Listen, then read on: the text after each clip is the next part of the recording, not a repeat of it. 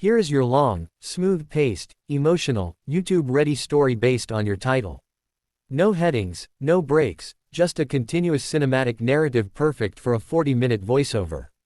If you're watching this, don't scroll. Because what happened next changed 3 lives forever, and it might change something in you too. Before we begin, make sure you like this video, subscribe to the channel, and stay till the end, because the last scene will stay with you long after the story finishes. The night had barely settled over the city when Ethan Ward, a billionaire CEO known for his icy focus and stone-faced discipline, found himself sitting in the backseat of his car while 2 little voices argued about which tie he should wear. Noah and Lily, his 7-year-old twins, were identical only in their stubbornness. Noah wanted the blue tie because it made his father look like a superhero. Lily insisted on the gray one because it makes you look kind, daddy, and girls like kind. Ethan usually didn't allow anyone to tell him what to do, but when it came to these twins, the last piece of their late mother, he surrendered every time. Tonight, though, he was nervous. Nervous, because he wasn't going as Ethan Ward, the billionaire CEO whose name could open any door. He was going as Ethan, the struggling single father. No private car. No watch that cost more than an apartment. No suit tailored by someone whose name nobody could pronounce. Just a simple sweater, worn shoes, and a promise to his best friend who forced him onto this blind date. If she only likes you for the money, his friend had warned, you'll know in the first 5 minutes. But if she sees you, the real you, you might finally breathe again. Ethan didn't want to date. He was raising the twins alone after losing his wife 3 years ago to a sudden stroke that shattered his world. Since then, his heart had been a locked room with no windows. But the twins wanted a mom. Not to replace their mother, they were too young to understand that grief doesn't work like that, but they wanted someone who made their dad smile again. Someone who would braid Lily's hair. Someone who would listen to Noah's endless dinosaur facts. Someone who would make their home feel less like a museum of silence. And so, when Lily whispered, "Daddy, maybe today you'll find someone who knows how to fix broken hearts," he couldn't say no. The restaurant was small, warm, the kind of place that smelled like bread and safety.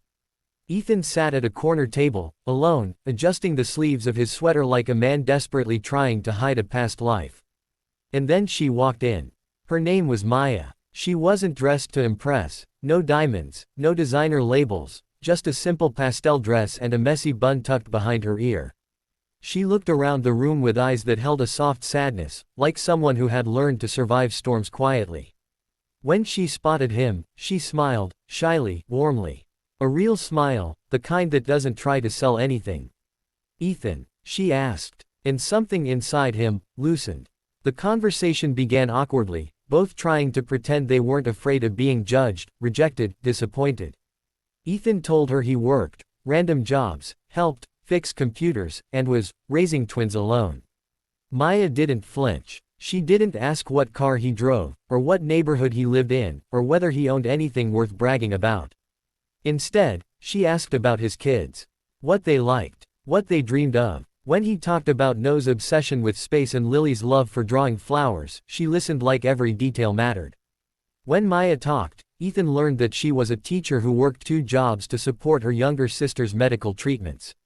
Life hadn't been easy for her, but she carried herself with a quiet strength, the kind that doesn't break. The kind he hadn't seen in years. They laughed. They shared stories. And slowly, Ethan felt something unfamiliar, comfort. Halfway through the evening, the unexpected happened. The twins showed up. Apparently, they had convinced the driver waiting outside to bring them inside because, "We wanna see the girl daddy likes." Ethan nearly choked when he saw them running toward him, Noah's shoelaces untied and Lily's hair clip falling off. He thought Maya would be annoyed or uncomfortable. Instead, she knelt down. She fixed Lily's hair. She tied Noah's shoelaces. She talked to them like they were little humans with big feelings, not inconveniences. Something about the way she spoke to them, soft, respectful, gentle, made Ethan feel like someone had turned on a light inside his chest. The night could have ended perfectly, but the truth has a way of showing up at the worst possible moment. The next day, a viral video exploded online. A paparazzi photo revealed Ethan's real identity: Ethan Ward, billionaire, philanthropist, CEO. The comments section filled with chaos. She's only dating him for the money. Another gold digger story. He lied to her, red flag. Maya saw it all. She saw people twisting her intentions, dragging her name, making her look like someone who valued money over humanity. And most painfully, she saw that Ethan had hidden the truth from her. She didn't call him. She didn't reply to his messages. She simply disappeared behind the walls life had forced her to build long ago. Ethan wasn't angry. He understood. He had hurt her. He had taken away her right to choose honestly. So he did something he hadn't done in years. He humbled himself. He went to her school. He waited outside until the last class ended. Maya stepped out, tired, holding her stack of papers. When she saw him, her eyes filled with hurt. "Why did you lie?" she whispered. "Why didn't you trust me with the truth?" He didn't give her excuses. He didn't talk about his wealth or status or fear of being used. He simply said, "Because I wanted, just once, to be seen as a man. Not a bank account." Maya looked at him, her anger melting into something softer, sadder. "You didn't have to pretend to be broke. You just had to be honest." Then something unexpected happened again. Lily came forward, holding a drawing, a small, shaky crayon sketch of Maya standing with them under a big, uneven heart. At the top were written the words, "Please don't leave us too." Maya's breath caught. She kneeled down, tears filling her eyes, and hugged both twins so tight it looked like she was holding her own pain together through them.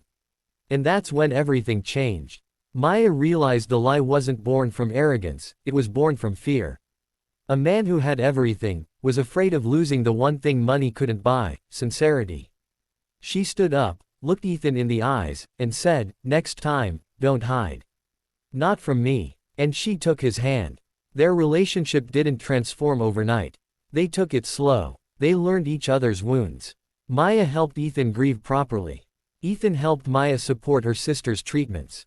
The twins fell in love with Maya long before Ethan allowed himself to admit he had, too. Months later, when Ethan proposed, it wasn't in a fancy resort or exotic island. It was in the little restaurant where they first met, the place that smelled like bread and safety. Maya said yes with tears in her eyes. Noah cheered loud enough for the whole street. Lily whispered, "Mommy would be happy for us."